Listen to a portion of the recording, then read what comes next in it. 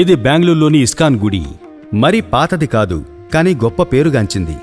మహావిష్ణువు అవతారమైన శ్రీకృష్ణుడు, అతని సహోదరుడైన బలరాముడు ఉండేటటువంటి అతి పెద్ద గుడి. భగవద్గీతకు సంబంధించిన విషయాలు శ్రీమద్ భగవద్గీత అని పిలువబడే కృష్ణపురే ఈ ప్రదేశం అని చెప్పవచ్చు. ఇక్కడ ఎక్కడ విన్నా హరే రామ హరే కృష్ణ అనే మంత్రం వినిపిస్తూనే ఉంటుంది. బెంగళూరు ఇస్కాన్ చారిటబుల్ సొసైటీ యొక్క శక్తి కలిగిన గొప్ప ప్రదేశం ఇది. పరిపూర్ణంగా వాళ్ల అధికారం దీనిమీద ఉంది. 7 ఎకరాల వైశాల్యం కలిగిన ప్రదేశంలో నిర్మించబడ్డ గుడి ఇది. వైకుంఠ క్షేత్రంగా పిలువబడే ఇస్కాన్ గుడిలో శ్రీకృష్ణుడి యొక్క మహిమలు మనకు వినిపిస్తూనే ఉంటాయి. ఇది సంపూర్ణంగా భక్తి కలిగిన ఒక పునీతమైన ప్రదేశం.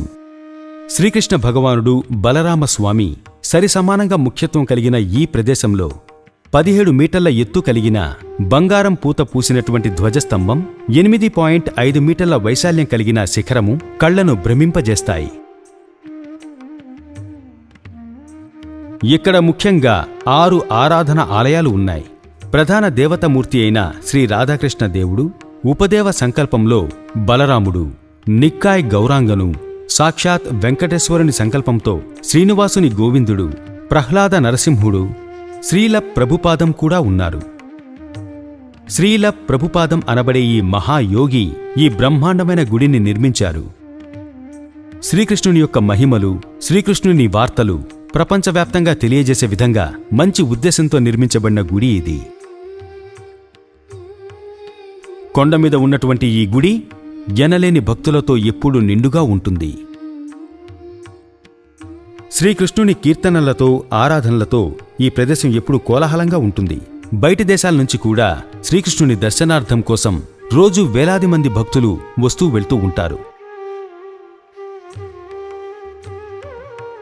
వైష్ణవ సంప్రదాయానికి సంబంధించిన అన్ని విశేషాలు ఇక్కడ జరుగుతూనే ఉంటాయి. శ్రీరామనవమి బ్రహ్మోత్సవం, నరసింహ జయంతి, పనిహదే చితాధారి, రథయాత్ర, బలరామ జయంతి, జూలాన్ ఉత్సవం, శ్రీకృష్ణ జన్మాష్టమి, స్వాగతం కృష్ణ, వ్యాస పూజ, శ్రీ రాధాష్టమి, శ్రీ మహోత్సవం, గోవర్ధన పూజ, వైకుంఠ ఏకాదశి, నిత్యానంద త్రయోదశి, గురు పూర్ణిమ అంటే పౌర్ణమి, శ్రీకృష్ణ శృంగారం, కుంభాభిషేకం లాంటి ఉత్సవాలు ఇక్కడ జరుగుతూ ఉంటాయి. ఎంత తీసుకున్నా ఇంకా పొంగుతూ ఉండే అక్షయపాత్ర లాంటి ప్రదేశం ఇది.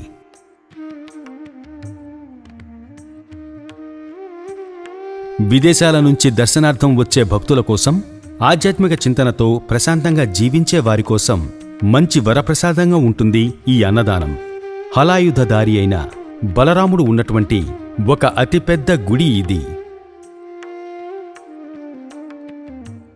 ఇండియాలో చాలా అపూర్వంగా ఉన్నటువంటి బలరాముని గుళ్లలో ఇది విశిష్టమైనది.